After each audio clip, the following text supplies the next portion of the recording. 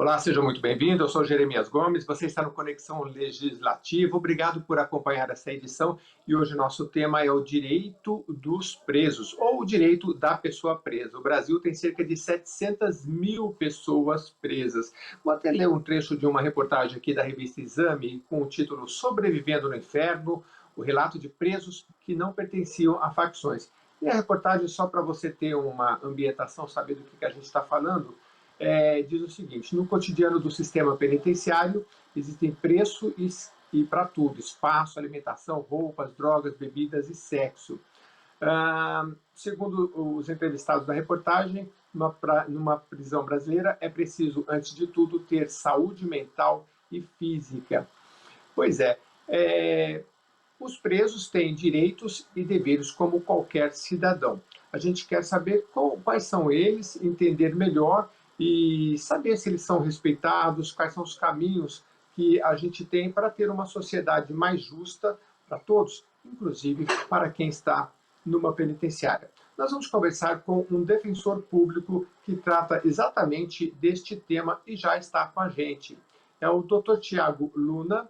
Ele é da Defensoria Pública do Estado de São Paulo. Defensor público, Dr. Tiago de Luna Cury. Tudo bem, doutor? Muito prazer em recebê-lo. Tudo bem? Boa tarde, Jeremias. Prazer é meu. Muito obrigado aqui pelo espaço, pela oportunidade da gente conversar sobre um tema que é tão mal debatido, talvez, na sociedade, né? Exatamente, doutor. E é uma oportunidade muito grande da gente poder falar um pouco desse tema. Eu li um trechinho de uma reportagem, então, para entender basicamente, doutor, quais são os principais direitos da pessoa presa, e se no acompanhamento da defensoria tem alguns deles que seriam, digamos, mais violados.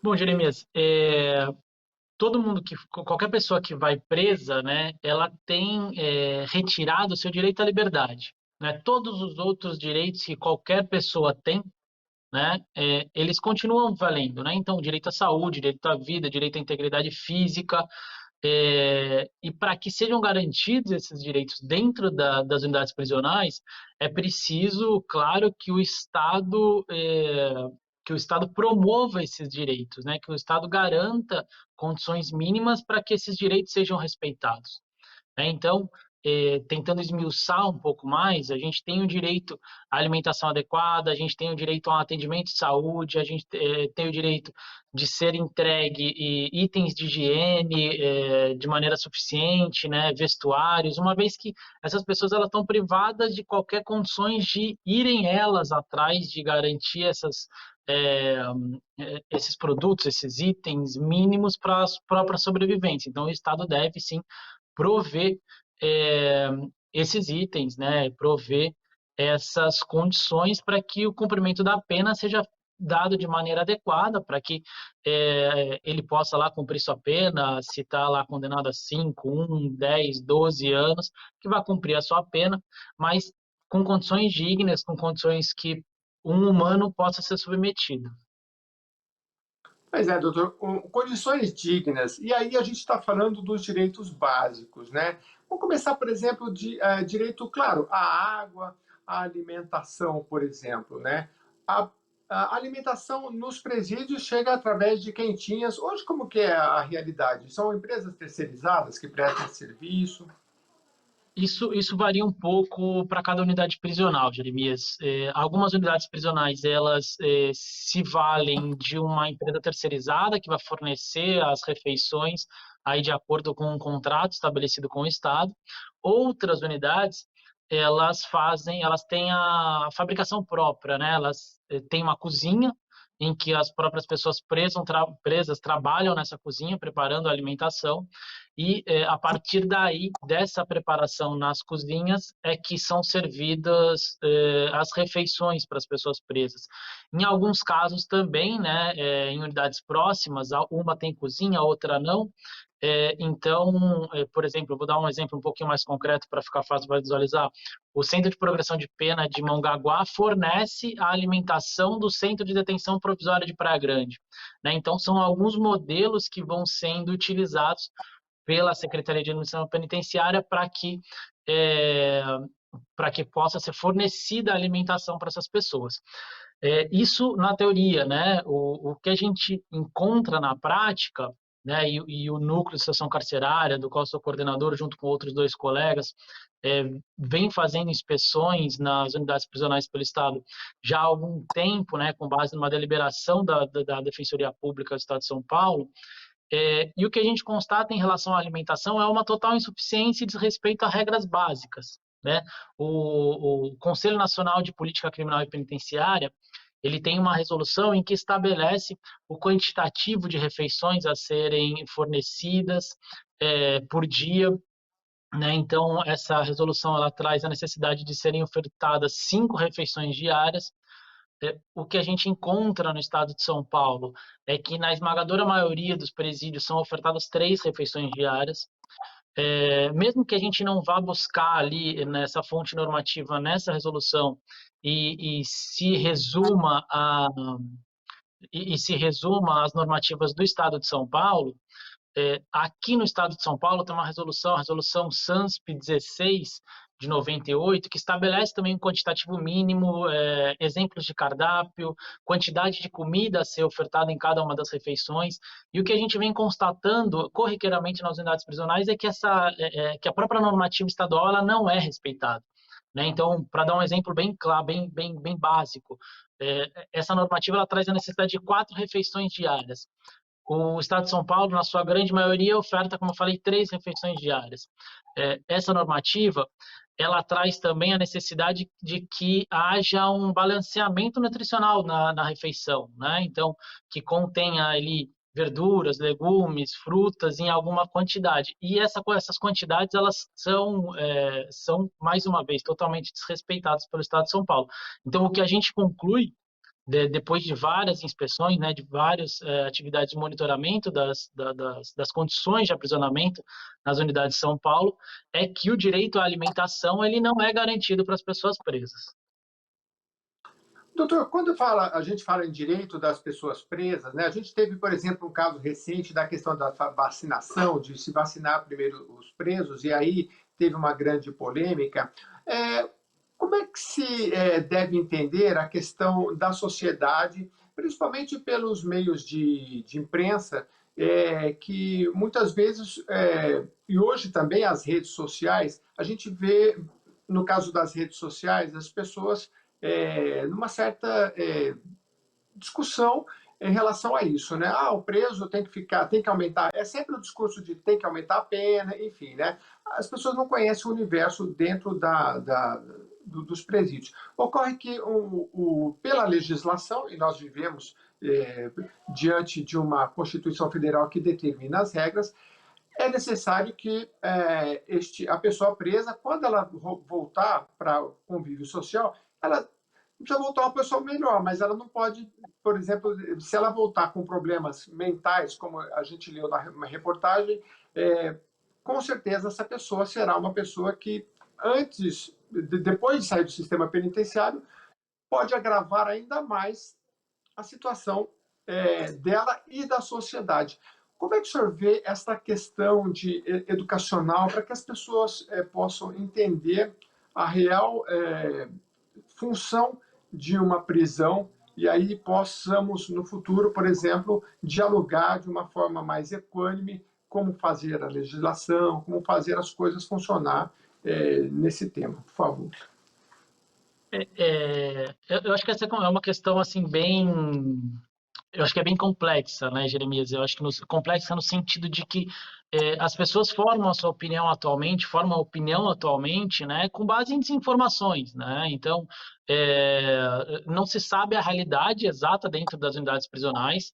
Eu tenho certeza que, assim, muita gente, se realmente soubesse o que acontece, se soubessem as condições a que essas pessoas são submetidas, talvez mudassem um pouco a sua própria percepção da necessidade de aumento de penas, da necessidade de manter essas pessoas presas por mais tempo ou em condições piores, porque realmente são condições bárbaras, são condições desumanas. Muitas vezes nessas visitas a gente escuta dos próprios presos dizendo que nem animais são submetidos às mesmas condições que eles têm sido submetidos ali, né? Então eu acho que o primeiro ponto é esse, né? As pessoas realmente conhecerem o que faz, o que acontece dentro dos presídios, né? Eu acho que esse seria o primeiro ponto, a gente ter uma visibilidade maior. Hoje, as unidades prisionais são como locais invisíveis, né? O que acontece dentro dos muros dificilmente transpõe essas barreiras, essas paredes e chega à sociedade. Muita gente, a depender da cidade, sequer sabe que existe, por exemplo, um presídio na sua cidade, né? São equipamentos públicos, são prédios públicos, né? São órgãos públicos que são totalmente desvinculados do restante da rede pública, né? Então, essa invisibilidade ela é proposital, é claro, né? É muito mais fácil você manter condições bárbaras se você mantém essas condições bárbaras de maneira invisível, né? Então, eu acho que esse é um ponto, né? A gente conseguir realmente trazer as informações. O outro ponto, aí um pouco mais normativo, é que a gente tem uma Constituição que estabelece, e aí o princípio da dignidade da pessoa humana, é algo assim extremamente amplo, é claro, mas é que baliza toda um rol de direitos que é previsto na Constituição, e um deles é que o cumprimento da pena não pode ser de maneira, não pode ser cruel, não pode ser degradante, ele não pode ser submetido a penas indignas, né? E também não existe pena perpétua no país, né? Então, pensando assim, de uma maneira bem pragmática, essas pessoas que são presas, e aí sem discutir o motivo dessas prisões, etc., né? Quem é preso, por que é preso, até porque não são todas as pessoas que cometem crimes que são presas, né? Diversas pessoas cometem crimes e continuam vivendo em sociedade normalmente, né? E não acabam presas. Não é exatamente esse o critério que faz uma pessoa ir para a prisão, mas eu acho que isso é uma discussão que talvez fosse um pouco mais densa e demandasse um pouco mais de tempo, né? Mas pensando de questão bem pragmática, essas pessoas vão entrar, estão sendo presas, essas pessoas vão sair, né? Então, é interessante para a sociedade que essa pessoa se passe a socializar durante 1, 2, 5, 10, 15, 20, 30 anos em um ambiente insalubre, em um ambiente superlotado, em um ambiente em que ele não tem acesso à alimentação, em um ambiente em que ele não tem acesso à saúde, não tem acesso à água. Em algumas unidades prisionais tem um racionamento severo de água, com 1, 2, 3 horas de água sendo fornecidas por dia, água para beber, água para limpar a cela, água para dar descarga, água para tomar banho, água para fazer higiene básica. É interessante para a sociedade que uma pessoa fique sendo socializada ali, porque ela saiu da sociedade, né, em geral, né, e está sendo socializada ali naquele presídio, naquelas condições. Como que essa pessoa vai retornar à sociedade? Né? Eu acho que é essa pergunta que fica. A gente não existe pena perpétua, né? Então essa pessoa volta. Essa pessoa volta depois de ser submetida a condições degradantes, né? Como que ela vai voltar para a sociedade? É isso que a sociedade quer? Né? É isso que a sociedade quer? Que esse sistema prisional ele continue gerando crimes, né? Porque a prisão hoje ela é um fator criminógeno, né? É um fator que gera crimes, não é um fator que inibe crimes, né? O aumento de pena nunca levou à redução de crimes, né? Isso a gente pega um histórico ali de 100 anos tranquilamente aqui, por exemplo, se a gente pegar um histórico do próprio crime de tráfico, né? As penas foram sendo aumentadas gradativamente, em nenhum momento você tem a redução do consumo, a redução da venda, né? Então, é realmente um sistema ineficaz. E é isso que a gente quer, um sistema ineficaz que ainda produz mais crimes. Isso seria válido para qualquer outra política pública? Me parece que não, né? Me parece que uma política pública qualquer, que não a política criminal, uma vez se denunciado que ela não é eficaz, todo mundo ia querer repensar ela. E hoje não, hoje a gente não repensa essa política criminal porque e aí volta um pouquinho lá para trás, né? Porque é tudo baseado em desinformação ou falta de informação, tudo baseado no senso comum, sem que as pessoas se aprofundem realmente no estudo sobre essa questão. Entendi.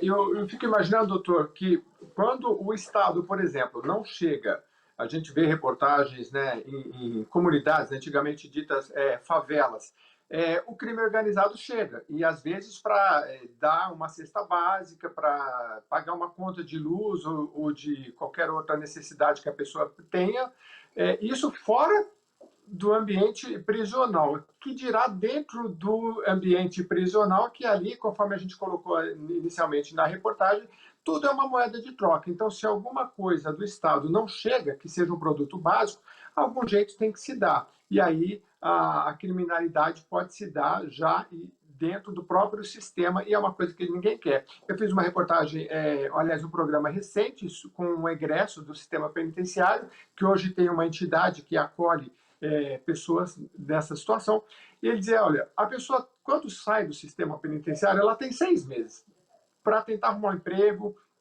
para tentar procurar sua família, para se ajustar minimamente para ter onde morar e se alimentar. Depois de 6 meses, se ela não conseguir, o caminho vai ser a volta da criminalidade, porque em algum momento ela vai ter que determinar um rumo para a vida dela. E, logicamente, uma pessoa que passou pelo sistema tem uma dificuldade maior, porque, digamos, uma pessoa fichada. Nós falamos no início também em relação, doutor, à questão de se manter a sanidade mental. Existe alguma. É um direito do preso? Existe algum tipo de atendimento psicológico? Eu falo isso porque, durante a pandemia, todos nós que estamos em casa, sem poder sair, o número de pessoas com problemas mentais aumentou demais. Né? Psiquiatra era no plano de saúde, você conseguia na mesma semana. Agora você tem que esperar muito tempo para conseguir um. Né? Isso é o que os amigos têm dito. Dentro do sistema, como é que é vista essa questão da sanidade mental e do acompanhamento? Eu acho que como a gente vem falando, né, as condições que as pessoas são submetidas durante a prisão, elas são desumanas. Então, além da restrição da liberdade, que seria a única restrição possível, né, de acordo com o nosso ordenamento, são retirados diversos outros direitos, né? Inclusive o direito ao acesso à saúde, né? O direito à saúde pensado não só como acesso aos atendimentos, etc. Isso é totalmente retirado também das pessoas que estão presas, mas também também a promoção da sua saúde, né? Uma pessoa que é submetida a essa situação, ela vive num estado de ansiedade muito maior, né? A todo momento ela pode sofrer algum tipo de violência, né? Seja violência física, seja violência verbal, seja violência pela falta de condições ou pela falta de acesso a itens básicos, né? A falta de água é uma violência, né? Então, essa pessoa passa anos sendo violentada, de certa maneira, né? Uma pessoa que passa anos sendo violentada de maneira constante, ou sempre sob ameaça, ou sempre sob algum risco de eventualmente contrair alguma doença infecto-contagiosa, ou qualquer outro tipo de doença, é, principalmente agora, em época de pandemia. Uma pessoa que não tem, às vezes, visita de familiares, né? Às vezes a pessoa mora, por exemplo, no litoral de São Paulo e é presa em Presidente Prudente. São pessoas pobres, assim, na grande maioria que são presas. As famílias muitas vezes não têm condições de irem fazer a visita, né? Hoje ainda mais, porque as pessoas não estão podendo visitar, né? Há uma vedação da visita por conta da pandemia, então estão ainda mais isoladas. Eu acho que tudo isso cria um caldo que é complementado pela falta de acesso aos serviços de saúde. É, Quando a gente fala de acesso à saúde, a gente sequer tem acesso à saúde, sequer consegue garantir o acesso à saúde física, né? Acho que se a gente for dividir assim saúde física e saúde mental sem considerar que elas estão totalmente interligadas, né? É, a gente não consegue acesso a um médico. Às vezes a pessoa está com uma dermatite qualquer, ela não consegue acesso, não consegue atendimento de saúde na unidade prisional, porque as unidades prisionais aqui de São Paulo, elas simplesmente não contam com equipe de saúde, né? A grande maioria das unidades prisionais não contam com médicos, né? Nenhuma delas segue o Plano Nacional de Atenção Integral à Saúde da Pessoa Presa. Nenhuma delas tem essa equipe. né? Há uma grande dificuldade para conseguir atendimento externo. Quando a gente vai fazer inspeções, eu dou exemplo aqui, uma inspeção recente no CDP2 de Belém, quando a gente foi fazer a inspeção, cerca de 200 pessoas nos relataram necessidade de atendimento médico a serem realizados, né? 200 pessoas em a gente permaneceu lá 4, 5 horas, né? E não teve acesso a todas as pessoas ainda assim, porque nem todas conseguiram vir ser atendida pela equipe, né? Então, são 200 pessoas que talvez se a gente não tivesse feito a visita, essas pessoas não seriam atendidas. Não sequer a equipe de saúde pequena que existe nas unidades prisionais saberia, porque a pessoa não consegue ter acesso ao setor de enfermagem livremente, a pessoa não consegue ir até lá, né? Precisa informar um agente penitenciário. Muitas vezes esses agentes penitenciários trabalham em uma equipe extremamente reduzida. Já tivemos notícias de estabelecimentos com 1.000, 1.500 pessoas presas, que cada plantão tem 6 funcionários, né? É, é, é um estado tal de abandono, né, que tudo isso cria um grande caldo que é impossível você manter realmente a sua sanidade, manter sua saúde mental lá dentro. E a equipe técnica, né, o corpo técnico que existe nas unidades, em especial psicólogos, assistentes sociais, muitas vezes são demandados simplesmente para a realização, por exemplo, de exames criminológicos, né, e num volume absurdo, né, o judiciário pede muitas vezes exames criminológicos para questões que são totalmente desnecessárias, né? E então isso absorve essa equipe que não consegue sequer prestar um atendimento lá também, nos casos em que fosse necessário, né? Então, tudo isso vai gerando essa condição e degradando a saúde mental, acho que de qualquer pessoa, né? Nem você pode entrar lá totalmente, entre aspas, são, que você vai sair com algum reflexo, né? Ainda que não físico, mental. Doutor, eu me lembro quando o Estado de São Paulo não tinha uma defensoria, era a procuradoria, isso já tem um tempo, acho que uns 20 anos, né? Hoje, como é que funciona a questão do preso ter acesso a um advogado? Existe ainda o convênio com a OAB ou todos os presos que não têm recursos se valem da defensoria? Eu pergunto isso já para o senhor poder responder para a gente uma questão que é de utilidade pública essencial para o preso. Como ele ter acesso a um advogado, se for uma parceria, se ele está sendo bem atendido, enfim. Hoje, a defensoria ela existe no estado de São Paulo desde 2006, né? Então, lá já vão 15 anos, né? Se a minha matemática não está errada. Então, a nossa defensoria que foi criada com um grande atraso, né? Uma previsão constitucional de 88, então foi ali 18 anos de atraso para que fosse criada a defensoria. Foi criada, hoje a defensoria, a gente conta com cerca de 800 defensores e defensoras pelo Estado.